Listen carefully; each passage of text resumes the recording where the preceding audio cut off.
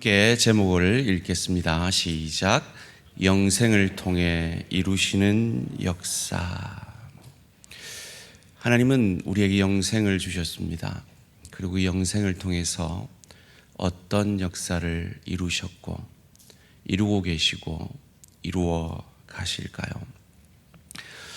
저희가 지금까지 살펴본 이 요한복음, 특별히 요한복음 13장에서 16장까지는 예수님이 죽으시기 몇 시간 전에 제자들에게 마지막 고별 설교를 하셨습니다. 그리고 이 17장은 그 유명한 예수님의 대제사장적 기도, 죽으시기 몇 시간 전에 마지막으로 고별 기도를 하고 계신 겁니다.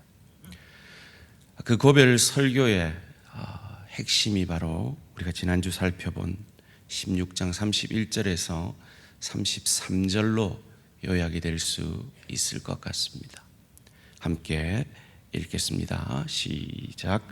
예수께서 대답하시되 이제는 너희가 믿느냐? 보라, 너희가 다 각각 제 곳으로 흩어지고 나를 혼자 둘 때가 오나니 벌써 왔도다. 그러나 내가 혼자 있는 것이 아니라 아버지께서 나와 함께 계시느니라. 이것을 너희에게 이르는 것은 너희로 내 안에서 평안을 누리게 하려 함이라. 세상에서는 너희가 환난을 당하나 담대하라. 내가 세상을 이겼노라. 아멘. 내가 세상을 이겼노라. 그러니 너희는 담대하라. 예수님이 세상을 이겼는데 왜 우리가 담대할 수 있는 것일까요? 여러분, 지난 한 주 어떻게 사셨습니까? 우리 그리스도인들의 삶이 그렇게 세상에서 만만치 않은 것 저와 여러분이 잘 알고 있습니다. 때로 우리는 세상에서 살면서 넘어지고 쓰러지고 우리 자신에게 절망함으로 말미암아 나도 모르게 우리에게 이런 생각이 들 때가 있습니다. 야, 내가 이렇게 살아서 구원받겠나? 내가 이렇게 살아서 진짜 그리스도인이라고 할 수 있겠나? 이런 생각이 들 때가 있습니다. 변화되지 않는 나의 신앙생활에 절망할 때가 우리 모두가 다 있다는 말입니다. 그런데 예수님은 우리에게 담대하라 하십니다. 그 이유를 자신이 세상을 이겼기 때문이라고 하십니다. 도대체 이 말의 의미는 무엇일까요? 20세기 최고의 설교자라면 로이드 존스 목사님을 듭니다. 이 로이드 존스 목사님은 이런 말씀을 했다고 해요. 이 땅에 성경이 다 사라지고 오늘 우리가 읽은 요한복음 17장만 남아도 세상에는 복음이 전해질 것이다 라고요. 그러면서 그분은 이 요한복음 17장을 가지고 3권의 책을 쓰셨습니다. 요한복음 17장은 우리가 흔히 아는 주기도문은 주님이 우리에게, 제자들에게 가르쳐 주신 기도고 이 성경에 대표되는 예수님이 드린 기도문입니다. 한 4가지 정도로 이렇게 분석을 할 수 있을 것 같은데요. 1절에서 5절까지는 하나님 아버지와 자기 자신의 관계에 대해서 기도하고 계십니다. 6절에서 10절까지는 제자들을 위해서 기도하고 11절에서 19절은 구체적으로 이 세상에 남게 되는 이 제자들을 하나님께서 특별히 보호해 주시기를 기도하고 있습니다. 그리고 마지막 20절에서 26절까지는 이 제자들뿐만 아니라 이 제자들을 통해 제자가 될 모든 믿는 자들이 하나가 되어서 이 하나님의 놀라운 구원을 이루어 갈 수 있도록 간구하는 기도로 그의 마지막 기도를 마치고 계십니다. 예수님은 그의 생의 마지막을 기도로 마무리하고 계십니다. 예수님의 삶이 기도셨다는 건 기도를 가르쳐 달라고 제자들로부터 부탁을 받은 모습을 통해서도 우리는 확인할 수 있습니다. 그럼 제가 신조어를 하나 말해 볼 텐데요. 한번 따라해 보실래요? 근자감. 이게 무슨 뜻인지 아시는 분 계십니까? 예. 아유, 젊으시네요. 예. 근거 없는 자신감이 근자감이라는 말입니다. 여러분, 예수님도 그의 마지막 생애까지 전적인 기도의 삶을 사셨습니다. 그런데 저와 여러분이 무슨 근자감이 있어서 기도를 안 하겠습니까? 소원합니다. 우리 교회는 기도의 자리가 많이 있습니다. 기도의 자리로 그 근자감을 내려놓고 나아오시기를 주님의 이름으로 축원합니다. 요한복음 17장 1절에서 그는 설교를 마친 직후에 이렇게 기도하십니다. 예수께서 이 말씀을 하시고 설교를 마치고 눈을 들어 하늘을 우러러 이르시되 아버지여 때가 이르렀사오니 아들을 영화롭게 하사 아들로 아버지를 영화롭게 하게 하옵소서. 예수님은 자 설교 마쳤으니까 이제 이 설교 말씀 잘 실천해라 이렇게 하지 않으셨습니다. 오히려 그 말씀을 두고 기도하셨습니다. 사랑하는 성도님들, 저와 여러분 오늘 하나님의 말씀을 받을 겁니다. 여러분이 오늘 하나님의 말씀을 받고 여러분 마음속에 기도할 마음이 생기지 않는다면 여러분이 인식하든 인식하지 않든 여러분은 이렇게 답하시고 계신 겁니다. 예, 목사님, 오늘 좋은 말씀 잘 들었습니다. 제가 알아서 잘 해볼게요. 제가 알아서 실천해 볼게요. 라고 말씀하시는 겁니다. 아닙니다. 우리는 아무리 말씀을 받아도 우리 스스로 그 말씀을 실천할 능력이 없는 자들입니다. 예수님은 그것을 알고 계시기에 그 설교를 하나님 앞에 올려드리는 것입니다. 저희가 말씀을 다 듣고 뭐 하죠? 결단에 찬양하고 결단에 기도하잖아요. 바로 그것이 이 이유입니다. 그렇습니다. 하나님, 이 귀한 하나님의 뜻을 저희가 깨달았는데 이 뜻에 비해 나는 내가 있는 자리는 너무 먼데요. 회개합니다. 그리고 하나님 도우심을 간구하며 결단의 기도와 찬양을 올려드리는 것입니다. 앞서 질문한 대로 저희는 왜 이렇게 안 변할까요? 여러분 한번 생각해 보세요. 여러분 일생에 설교를 몇 편 들으셨을까요? 생각해도 떠오르지가 않죠. 그저 수없이 많은 설교를 들었다라고 생각이 드실 겁니다. 저는요, 도대체 제가 설교를 몇 편 했을까요? 그런데 왜 우리는 이렇게 변하지 않는 것일까요? 그 이유를 성경은 우리의 교만 때문이다라고 말합니다. 예, 좋은 말씀 잘 들었습니다. 제가 알아서 할게요. 라고 하는 교만 말이죠. 이 교만의 반대는 겸손이죠. 이 겸손이라는 단어가 재밌어요. 그 라틴어 어원에서 왔는데 휴머스라는 라틴어에서 왔대. 이 휴머스는 흙이라는 뜻이랍니다. 겸손은 자신이 창조주가 아니라 원래 흙임을 아는 자리죠. 흙의 자리는 사람의 발 아래에 있는 자리입니다. 하나님이 지으신 우리는 하나님의 발 아래에 있는 자인 것을 늘 기억하는 그것. 그래서 하나님의 말씀의 자리 아래에 우리를 놓는 그것이 참 겸손인 것입니다. 오늘 우리가 듣는 말씀 앞에 겸손히 엎드려 하나님의 도우심을 구하는 저와 우리 모든 성도님들 되시기를 주님의 이름으로 축원합니다. 예수님께서 아버지의 때가 이르렀사오니 라고 말씀하셨습니다. 이 때가 무슨 때입니까? 십자가의 죽음의 때죠. 그런데 이것을 영화롭게 하셨다라고 고백하고 있습니다. 아들로 아버지를 영화롭게 하게 하옵소서. 죽음이 어찌 영화로운 것일까요? 그런데 성경은 오늘 예수님의 이 기도문뿐만 아니라 예수님의 이 십자가 죽음을 영화다, 영광이라고 표현하고 있습니다. 요한복음 13장 31절 말씀 함께 읽습니다. 시작. 그가 나간 후에 예수께서 이르시되 지금 인자가 영광을 받았고 하나님도 인자로 말미암아 영광을 받으셨도다. 지금 이 장면이 어떤 장면입니까? 가룟 유다가 예수님을 죽이려고 팔러 나간 그 직후입니다. 이제 십자가에 달리게 되죠. 팔리게 됩니다. 그것을 예수님은 영광이라고 말씀하셨습니다.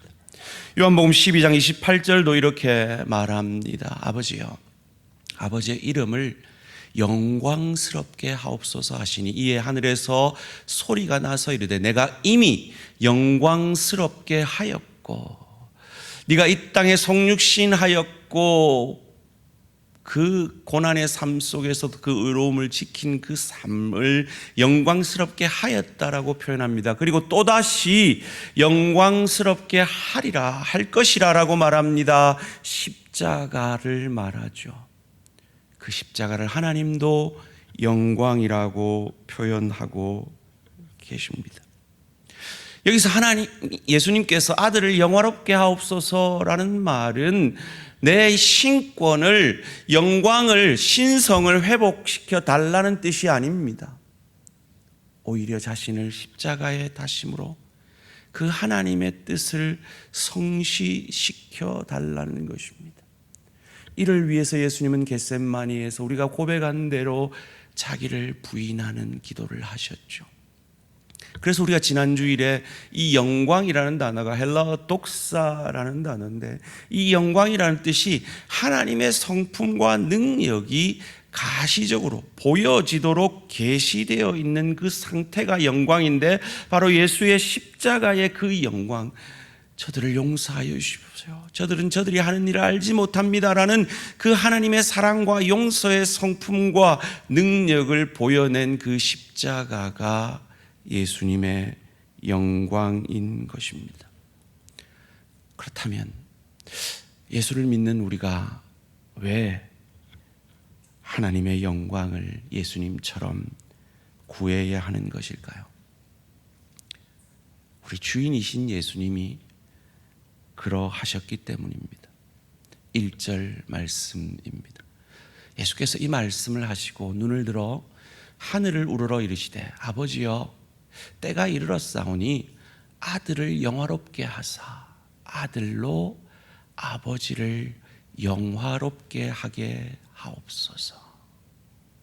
우리의 주인이신 핏값으로 우리를 속량하시고 구속하시고 사신 그 예수께서 아버지 하나님을 영화롭게 하셨기에 우리도 오늘 하나님을 영화롭게 하기 위해 이 시간 이 자리에 앉아 있는 것입니다. 그렇다면 구체적으로 하나님을 영화롭게 한다는 것은 어떤 의미일까요?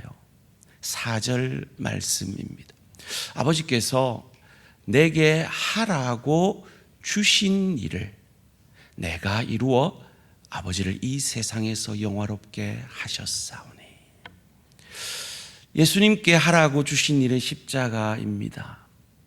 저와 여러분에게 하라고 주신 일은 무엇입니까?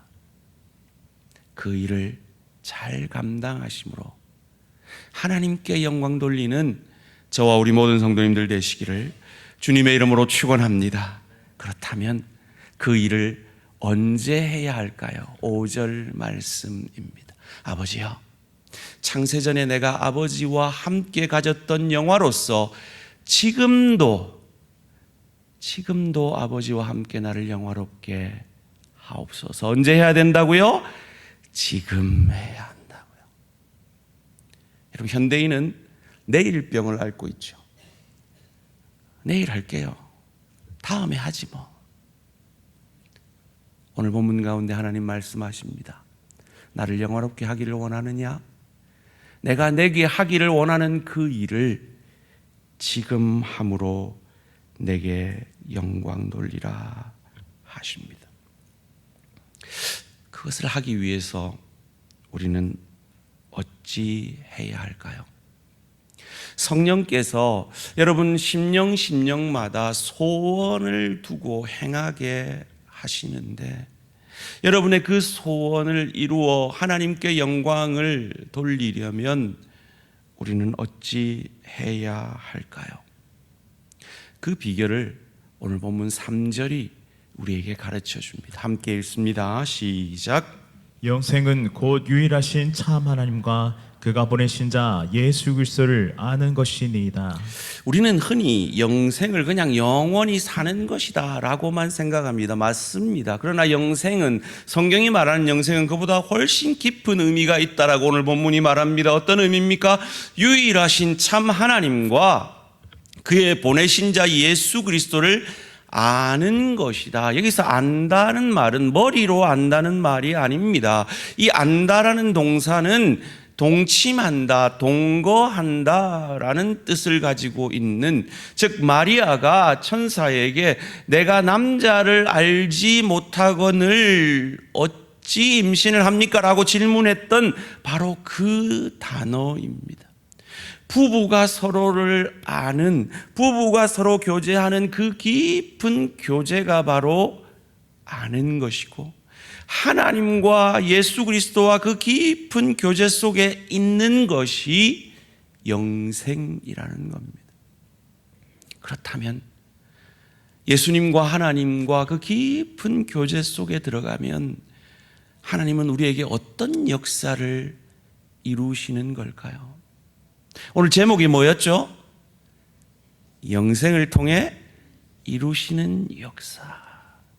그 영생, 하나님과 예수 그리스도와 깊은 교제, 마치 부부가 서로를 알듯이 깊은 교제 속에 있으면 우리는 무엇을 깨닫게 되는 것일까요? 어떤 역사가 우리 가운데 이루어지고 있으며 이루어질 것인가요?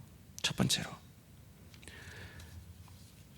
영생, 하나님과 예수님과의 그 깊은 교제를 통해 우리는 하나님과 예수 그리스도와의 깊은 교제를 통해 자기 절망의 상태를 깨닫게 되어집니다.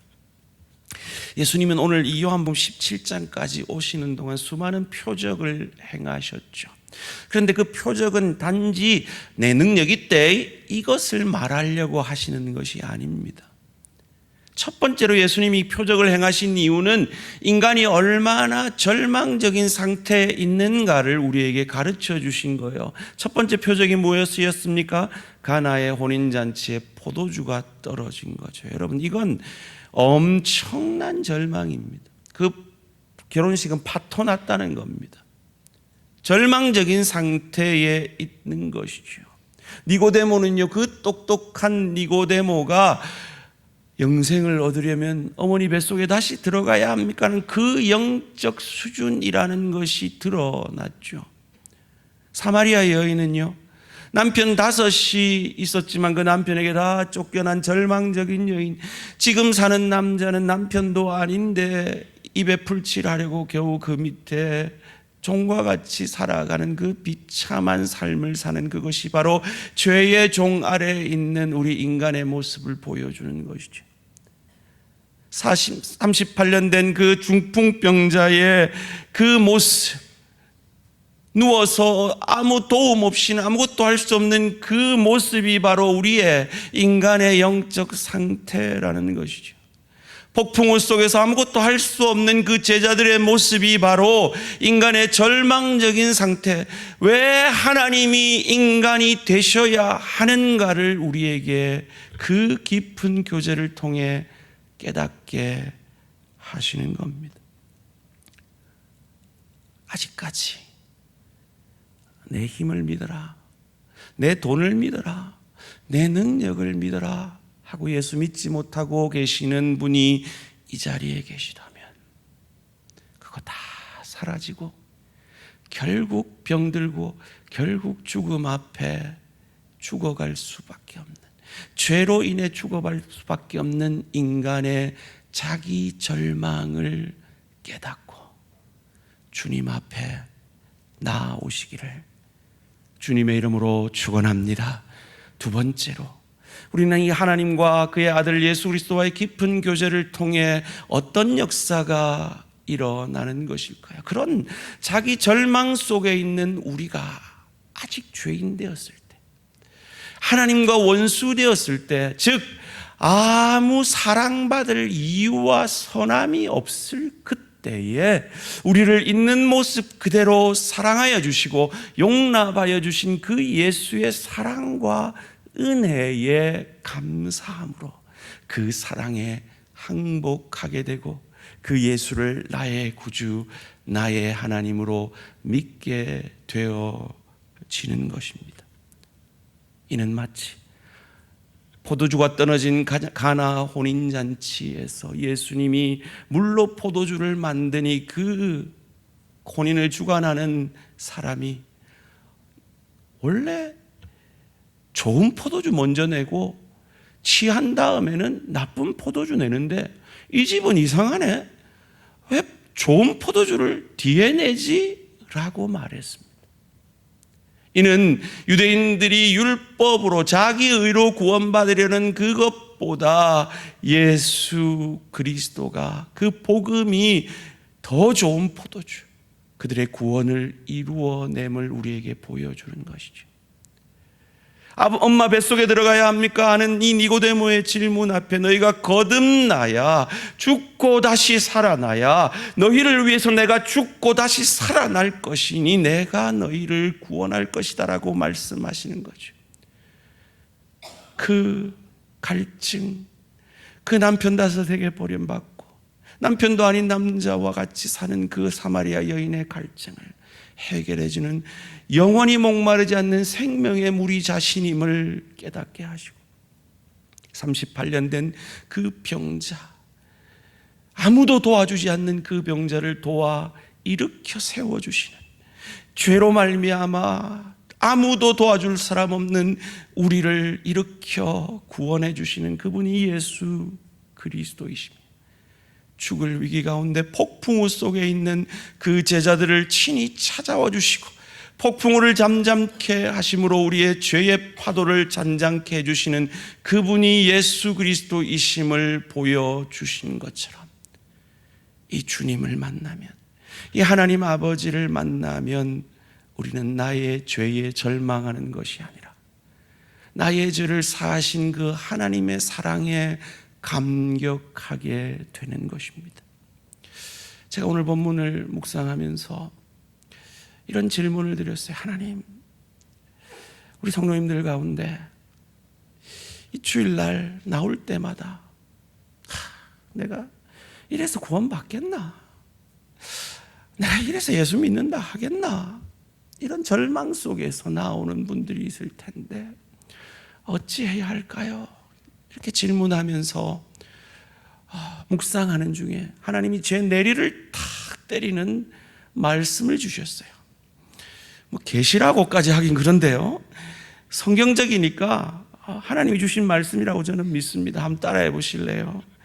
네가 아무리 그래봐라 내가 너를 사랑함을 멈추나. 이것이 제게 주신 여러분을 향한 하나님의 마음입니다.